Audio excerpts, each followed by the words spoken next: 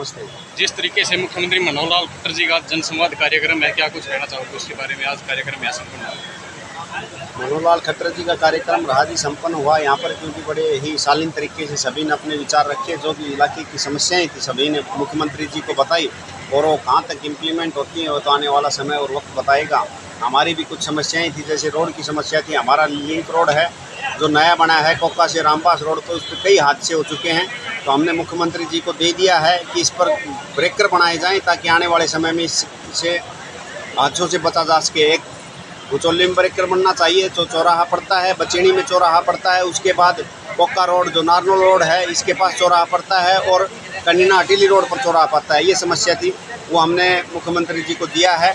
तो इन्होंने आश्वासन दिया है कि जल्दी ही हम इसका समाधान करेंगे। उसके बाद हमारा लिंक रोड है सुंदर से बुडान का, उसको पक्का किया जाए, और सुंदर से बचेड़ी जो कच्चा रास्ता है उसको पक्का किया जाए।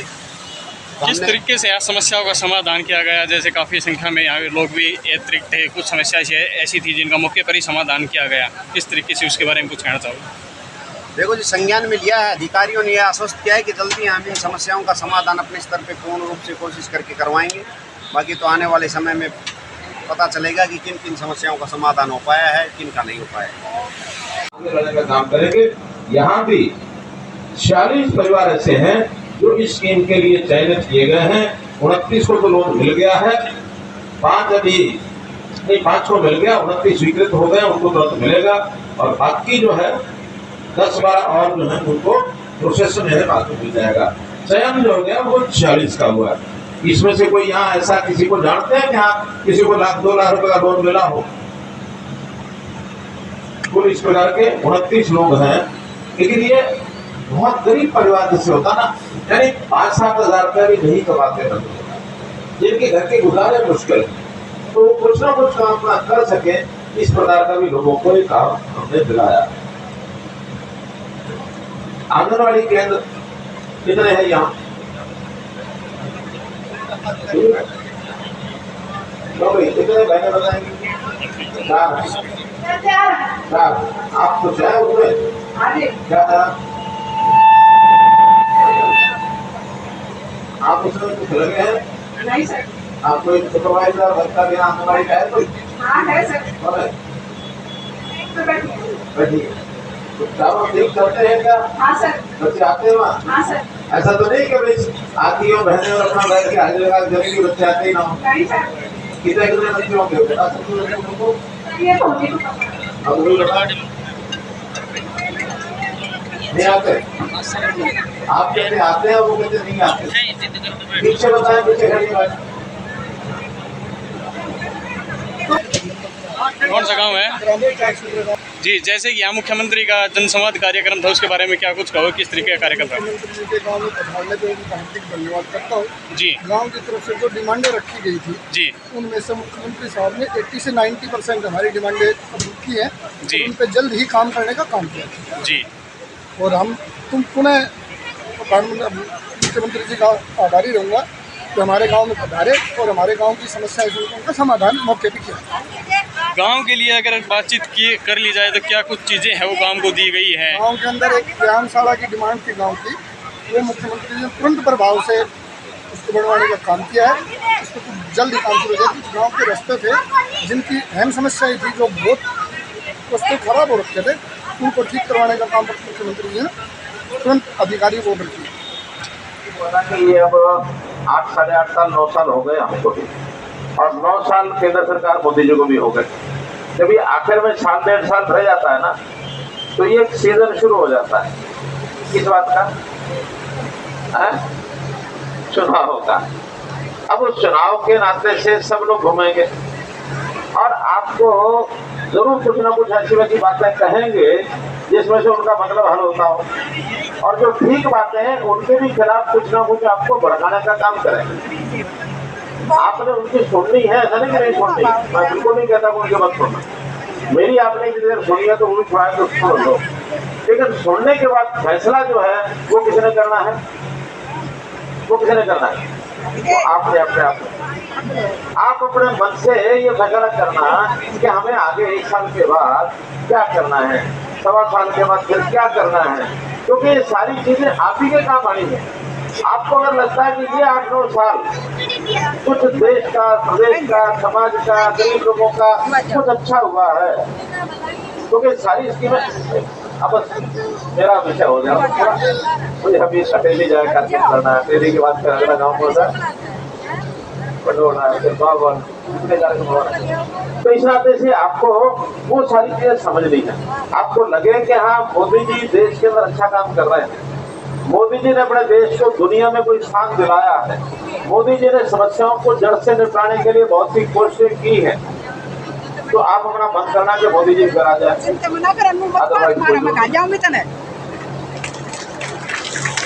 आपको लगता है कि हरियाणा सरकार ने की गई व्यवस्था है कि हमारे हिसाब से ठीक है, कोई कमेंट नहीं होना चाहिए मैडम, ठीक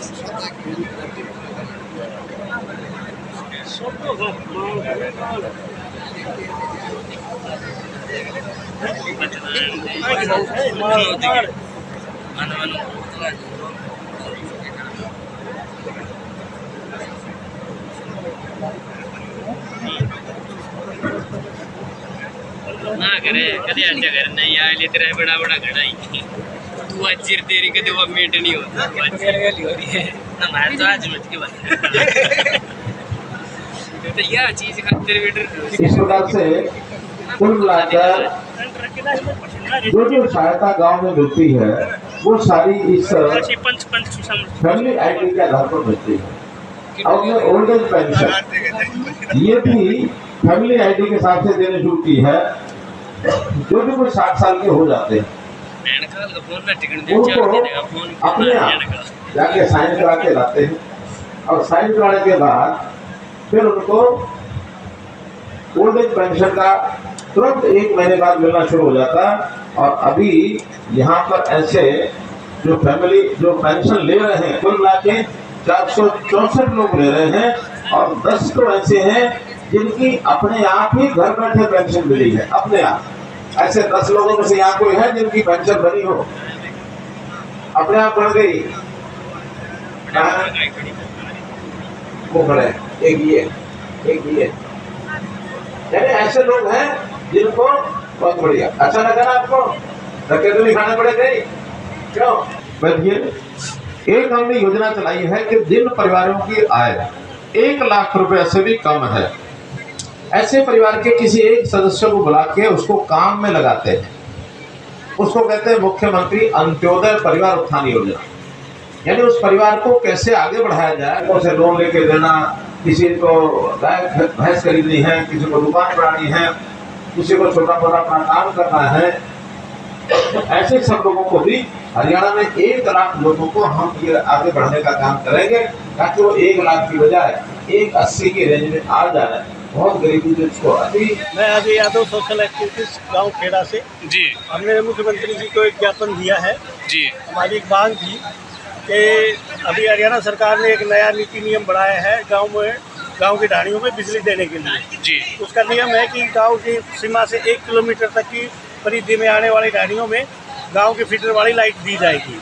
हमारा सरकार से अनुरोध है कि इस नीति में थोड़ा संशोधन करके और जो उससे कनेक्टिंग ढाणियाँ आगे लगती हैं, चाहे वो 500 मीटर या 200 मीटर में आ रही है, 300 मीटर में आ रही है, तो उन सभी ढाणियों तक जो 500 मीटर या 300 मीटर के दायरे में आ रही हैं, उन सब में जब लाइनें जा रही हैं तो आगे आगे उसको एक्सटेंड करता हुआ और ज़्यादा से ज़्यादा ढाणियों तक लाइट पहुंचाई जाएगी। मुख्यमंत्री का जनसंवाद कार्यक्रम है, आप उसको किस नज़रिए से देखते हो? काफ़ी लोगों इस समस्या सुनी जनसंवाद गई। कार्यक्रम बहुत अच्छा है।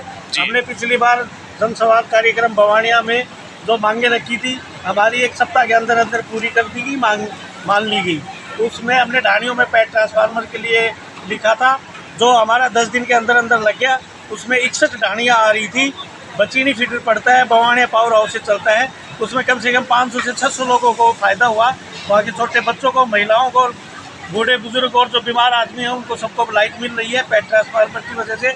मुख्यमंत्री जी का हम धन्यवाद करते हैं और बहुत अच्छा एक्शन और तुरंत एक्शन हो रहा है। चिकित्सा के क्षेत्र में बताया जा रहा है कि बहुत अच्छे तरीके से काम कर रहे हैं। जो टीम है वो घर घर जाती है, किसी को ज़्यादा समस्या होती है उसको इलाज करवाने में तत्पर रहते हैं। इसके बारे में जो जनसंवाद, मेरा कहने का मतलब है जो जनसंवाद कार्यक्रम के तहत जो मुद्दे उठाए जा रहे हैं, जो पब्लिक उठा रही है, उन पे अच्छी तरह से प्रशासन कार्रवाई कर रहा है और उनको पूरा करने का भरपूर कोशिश कर रहे हैं।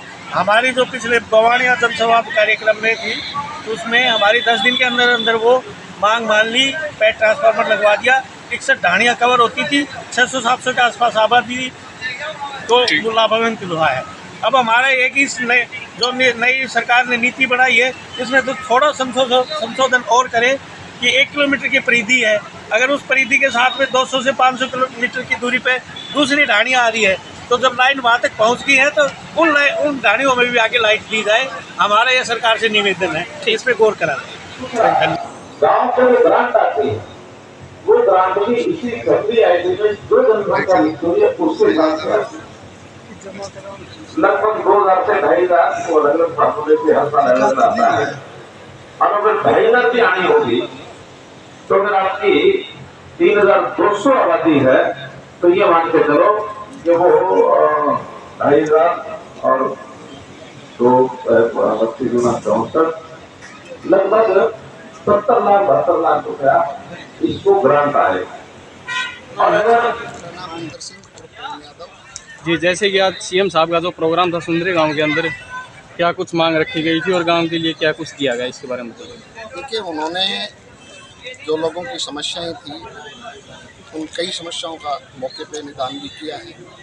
सरपंचों को मौका दिया बोलने का और उनकी जो डिमांडें थी, जो मांगे थी, वो उन्होंने ली हैं। क्योंकि मैं गांव मुड़ियाखेड़ा का हालिया सरपंच हूँ, मैंने भी अपने डिमांडें दी हैं और उनको बताया भी गया कि मेरे गाँव की ये समस्याएँ हैं।